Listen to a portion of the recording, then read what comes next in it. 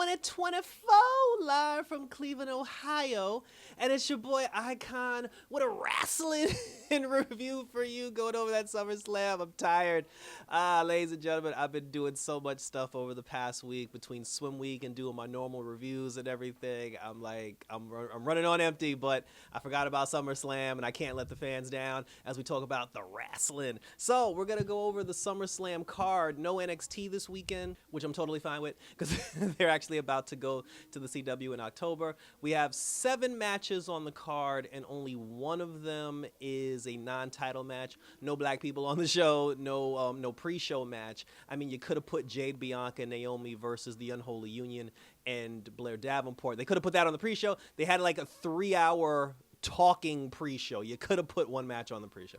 But anyway, so let's get started and talk about the wrestling as we start with our first match. So the first match was the Women's World Title match, Liv Morgan versus Rhea Ripley with Dirty Dom in her corner. And it went pretty much the way you thought it was going to go. Liv basically ran from this chick like the whole match. And, finally Rhea got her hands on her. Rhea's the baby face. Now Liv is a full-blown heel.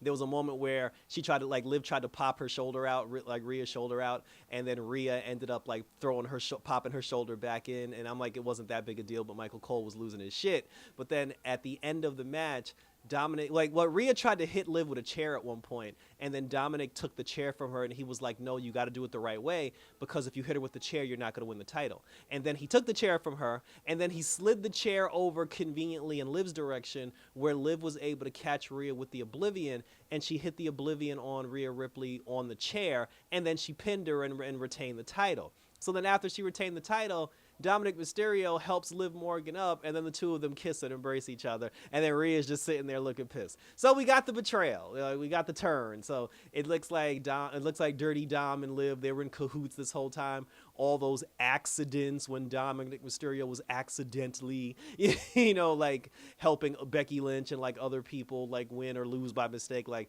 he was basically doing this shit all purpose.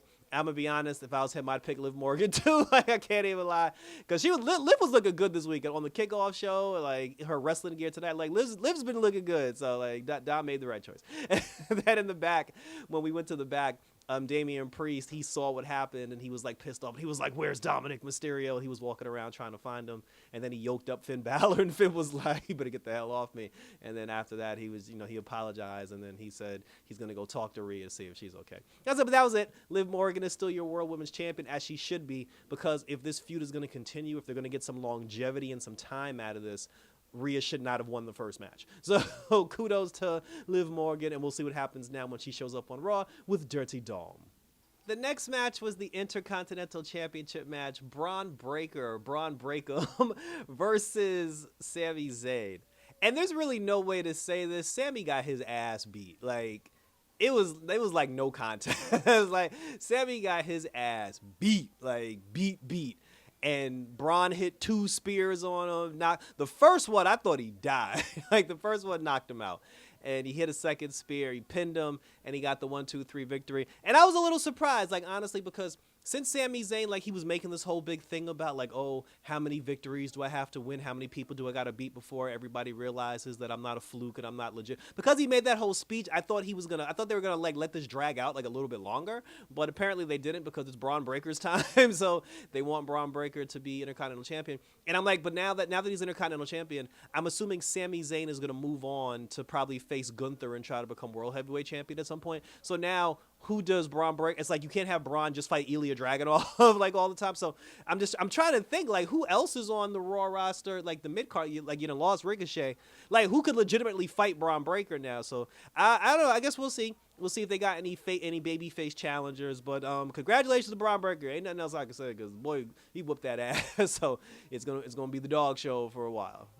Next up, we had the United States Championship match, Logan Paul, Cleveland native versus L.A. Knight. Yeah, because LA Knight finally won a singles championship in WWE. And it was a good match, especially on Logan Paul's part, between his springboard moonsaults and his athleticism and him bouncing off the ring and the way he took that superplex off the top rope. Like, Logan Paul's stats in the next wrestling game, at least his aerial stats, like, should be through the roof. Like, because this boy's all over the place. And, he continues to impress, like, every single time I see him. which means clearly he's been training the whole time we don't see him. But thankfully now we actually have a champion, a United States champion on SmackDown who will actually show up for work. So kudos to LA Knight.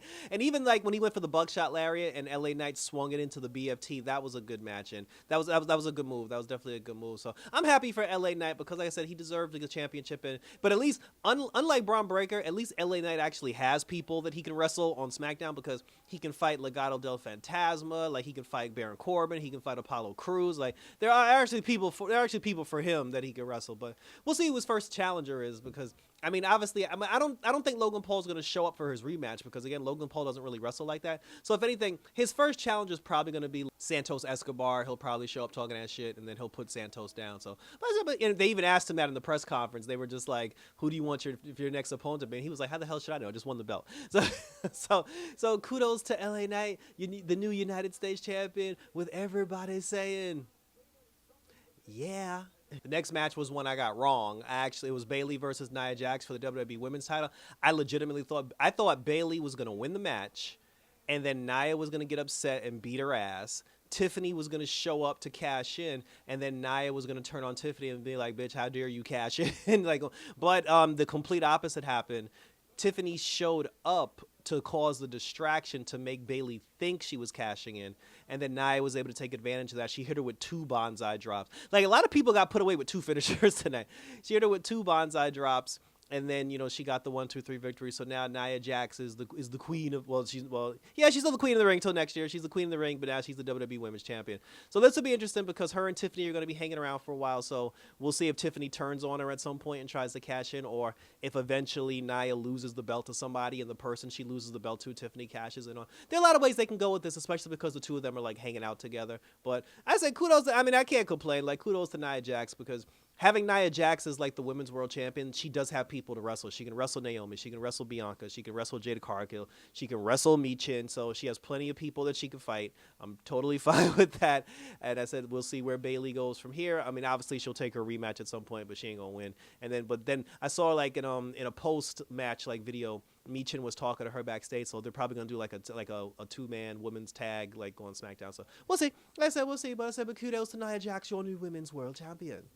Next was the match that should have main evented the show, to be honest with you. CM Punk versus Drew McIntyre. And this went exactly how I thought it was going to go because I've been saying all along, since CM Punk has been screwing Drew McIntyre out of the championship over and over and over and over and over again, there's no way. Like, if Punk would have won this match based on everything he's done to Drew up until this point, Drew would have been done. He would have been dead in the water. His career, he might as well have gone to TNA or gone to like AEW or something because you can't come back from that because it's like you let this man cost you the championship on multiple occasions and you can't beat him. So, I mean, if their feud continues, which it will, and they end up having a trilogy, Punk's going to win the trilogy, but there's no way he should have won the first match. And there was shenanigans throughout the ass. Like, he GTS'd, Seth Rollins at one point. Like, there was a Claymore, that happened. But in the end, like, the thing is, they're trying to paint the narrative. And, and I'm okay with that, to give Punk, like more of an out for why he lost. They're telling the story of he distracted himself and he cost himself the match because he was too focused on Seth Rollins. He was too focused on, getting the bracelet back. Big E even said in the press conference, he said, why are we worried about $2 of plastic? He said, you got to get the job done first and then worry about the extra stuff. He said, everybody just felt like he just got too distracted. He took his eye off the ball, and him arguing with Seth Rollins caused Drew McIntyre to kick him in the balls. And then after he kicked him in the balls, he hit him with the Claymore, and then, he pinned him and he got the 1-2-3. So Punk does have an out, but Punk also has some accountability to take for his distraction level as well. But I don't know where this goes now because obviously he's going to want to fight Drew again. Obviously Seth's going to want a piece of Punk. Like there's intertwined beef that's going on around here. But we'll see what happens on Monday. My prediction is he's going to address, Punk's going to address Drew McIntyre because he still wants his bracelet. But then Seth's going to show up and be like, yo, you hit me with the GTS. And that's how we're going to end up getting whatever we're going to get at the next pay-per-view. So congratulations to Drew McIntyre. He finally got his revenge. And we'll see what happens on Monday Night Raw. Next is the World Heavyweight Championship. Das Ring General Gunther versus Damian Priest. Damian Priest had a good showing. This is the best he's looked since he's been champion. And it sucks because I thought he was gonna win, because when he called him street trash and called the audience street trash, when he told Damian Priest that homelessness was a choice, I said that there's no way in hell this man is winning this title. Because you cannot let him get away with saying some wild shit like that and then he still wins the belt. Didn't fuck around, he won the belt. So Gunther's the new champion, but it wasn't without its shenanigans. First of all, Gunther, this is also the first time I've seen somebody stand up to Gunther and actually beat his ass and put the boots to him, because Priest came to fight and he gave Gunther like the biggest challenge, the biggest pushback I've ever seen anybody else give him, to the point where Gunther was looking like the underdog in the match. Gunther was bleeding from the chest and from like the face and everything, but in the end, when Damian Priest went on his flurry and he hit the South of Heaven chokeslam, he went for the pin, and as he went for the pin, Finn Balor showed up and he put Gunther's foot on the bottom rope to break up the pin, and then when Priest realized that Balor had screwed him over, he went over to say something to Balor, and then that's when Gunther put him in the sleeper hold, and then Priest eventually passed out, and that's how Gunther won the title. So the Judgment Day is over. Well, let me rephrase that. If Finn Balor, Dominic Mysterio, Liv Morgan, and Carlito want to continue, that can happen. But Rhea Ripley and Damian Priest are officially kicked out of the Judgment Day. Between Dominic screwing Rhea Ripley in the first match and then Finn screwing Priest in this one, like the lines have been drawn in the sand. So now we're gonna get like a Judgment Day Civil War. It'll be interesting to see if Priest and Rhea still click up together, if they still team up together, or if they just decide to take them down like one-on-one and don't even like click up. But I mean, we're gonna get Finn Balor versus Priest obviously at the next pay-per-view, and then we're gonna get the Rhea Ripley Liv Morgan rematch with Dominic in the corner. So I said we'll see where this goes. But I mean, yeah, Gunther's got the belt, so he ain't losing that shit no time soon. Kudos. Well, we got a Ginny sighting. Like when Gunther won the belt, he went over to hug his wife. I mean, if you were a fan of NXT UK, you remember Ginny. Like Aaliyah James and Ginny were the only two reasons why I even watched NXT UK. So it's always nice to see Ginny. And congratulations to the Ring General Gunther. I know Jim Cornette's going to love that. I'm looking forward to hearing his review when it finally goes live. So finally in the main event, it was the WWE Championship, Cody Rhodes versus Solo Sikoa. And let's be honest, we all knew Cody was winning, so nobody actually cared about this match. It was Bloodline rules, so you knew there was going to be interference.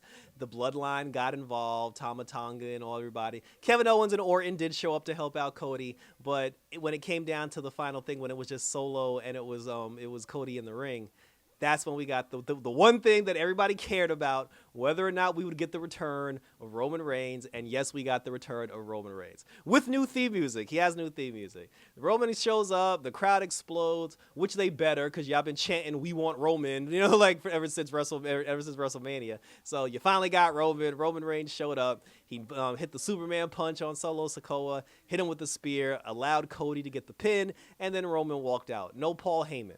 So, and when it was over, Solo was cursing out Roman Reigns, and he was like, you're dead, I'm gonna kill you. And it's crazy now because Roman Reigns has no help.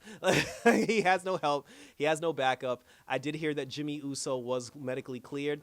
Jey Uso's still on Raw, so how they gonna put that whole thing together? So I don't know. Roman doesn't show up for work, so I don't know how Solo's gonna get his revenge. But it was nice to see the tribal chief Roman Reigns, come back. It was nice to see the explosion. Cody's still the champion. I don't know. Like I said, this is confusing to me, but it makes for good television because I don't know what's going to happen. Like, I don't know where this is going to go, and that's why we're all here for it. But congratulations to Cody Rhodes for retaining the WWE Championship, as though it was a surprise, because it wasn't. And kudos to Roman Reigns' return, and we'll see what happens on Friday Night SmackDown.